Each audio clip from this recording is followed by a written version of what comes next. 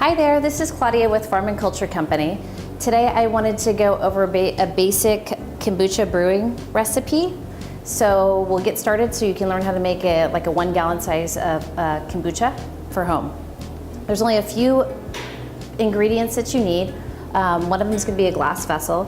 This is a pretty standard 1 gallon size jar.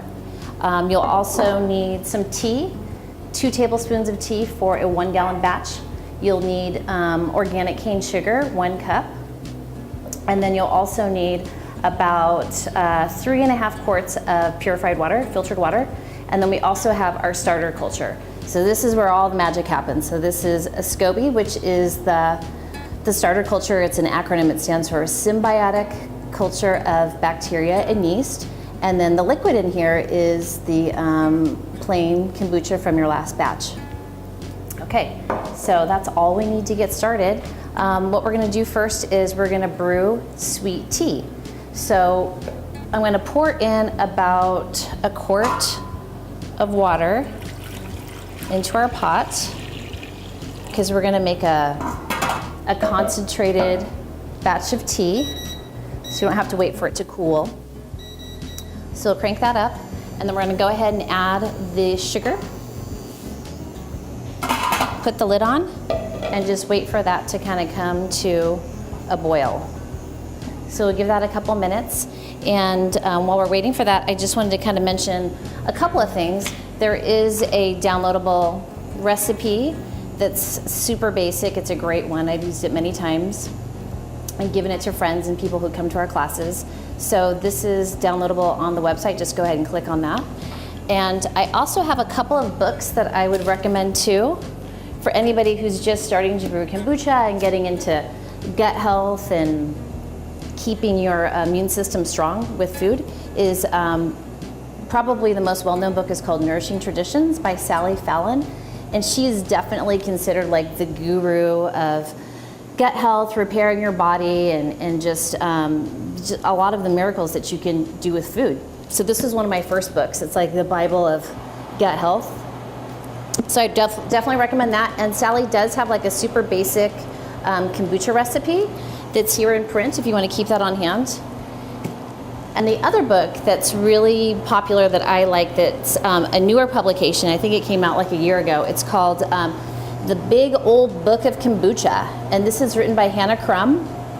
She's a local gal in LA, and she's definitely kind of considered one of the more well-known experts of kombucha, at least here on the West Coast. And she organizes Kombucha Con. Yes, there is such a thing. And she's definitely one of the major players.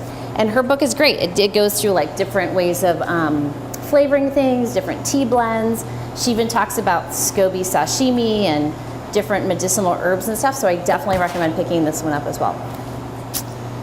Okay, so our water is boiling, and you just kind of want to make sure that the sugar is dissolving, but it doesn't need to boil for too long. You just want to make sure the sugar is hot and the sugar is dissolved.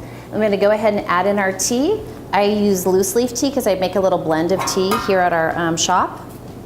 I pre-measured that, so it's 2 tablespoons for a 1 gallon batch. So that's going to sit here and steep for a little bit. I think a good rule of thumb is like 8 minutes to let the tea steep. The longer the better. So if you can leave this on your stovetop and go out and do a couple things and come back, then you get a nice rich dark tea, and that's always my recommendation. So once your tea has steeped for long enough, you're gonna go ahead and pour it into your glass vessel. So now if you're pouring hot liquid into a glass jar, one of the little tips that I recommend is using like some sort of a metal spoon or metal utensil to kind of act as a conductor for the heat. And then that way you won't shatter the glass. So we're gonna go ahead and strain the tea and put it into our kombucha vessel. Let me go ahead and add a little bit of water too. This will just help kind of cool down the hot tea so we don't shatter the glass. Okay.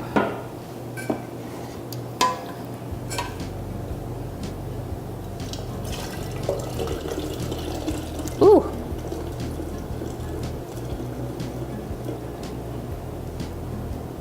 Okay. there we go. And the glass did not shatter. Awesome. Okay, so that's just a nice little trick so you don't have to wait for all of your tea to cool down. The reason why we want the tea to be cooled is not only to make sure we don't break the vessel, is because when we add the starter culture, it needs to go in at a safe temperature, because if the temperature is too hot, it will kill the culture. So it's very, very important that you don't add this into a hot batch of sweet tea. Okay, so here is the Scoby. I'm gonna go ahead and open this. See if you can see that right there. And for a 1 gallon batch, I always recommend having at least 2 cups of starter is even better. So there's a good rule of thumb. It's like, if you're making a 1 gallon batch, it's 1 cup of sugar, 1 cup of starter culture, and so it's like 1, 1, 1. Okay.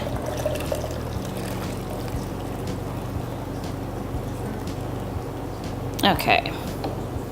So it's all nice and fizzy and carbonated. So this is 2 cups of starter. And when you touch this vessel, I mean, there's a lot of ways that you can check the temperature.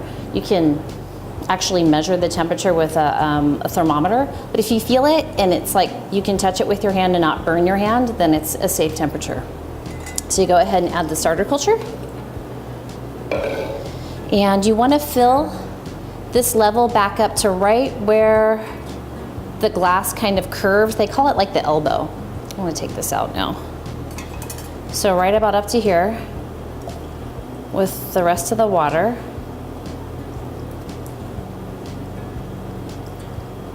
Just like that. And then we want to add the Scoby. I want to show this to you so you see what it looks like. Scoby is an acronym, and it stands for Symbiotic Culture of Bacteria and Yeast. You get a new one of these every single time you brew. So that's how you can make sure that you have a successful brew, is you have a nice healthy Scoby that formed every single time you brew. The most important thing when you're brewing kombucha is having enough starter. It's not the Scoby. So the Scoby definitely helps, but having enough starter is the most important thing. So that floats in the top. That's done. And then the next thing we do is we just want to go ahead and give this time to ferment.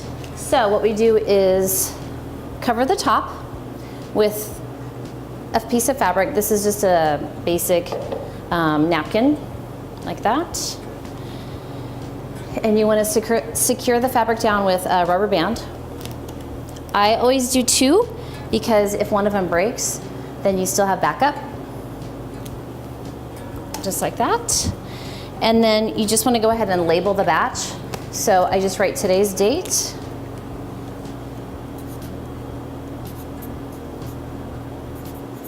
And the flavor, which is, this is plain. So I like to make a bunch of different brews and flavors. And that's it. So we just attach the tag to the front, or just under the rubber band. And that's it. And we just give it 7 to 14 days to ferment, depending on how tart you like your kombucha, how warm your house is, and there's a couple of other variables. But that's it. Super easy. This is one of the easiest ways to actually grow probiotics and vitamins in your kitchen. And kombucha is definitely the gateway of probiotic-rich foods to get your family and friends consuming on a regular basis, because it's like a natural soda, and most everybody is open to drinking kombucha as long as it tastes great. So I definitely recommend starting with kombucha. And if you're already like an avid kombucha drinker, like I was when I started making kombucha, this will save you so much money, because in my family, with my 2 kids and husband, we were consuming like $10 worth of kombucha a day. It was kind of becoming like a habit. And if you think about that, that's $300 a month. That's a lot of money. That's like almost a car payment. So this is a great way to be able to start saving money and brew kombucha that is perfect for your taste buds and what you and your family love. So anyway, there you go, guys. Thank you. Hey guys, thanks for checking out my videos. And don't forget to come to the website and plug in your email so I can send you your kombucha recipe. And make sure you check back for new recipes and little tips about kombucha brewing that I want to share with you.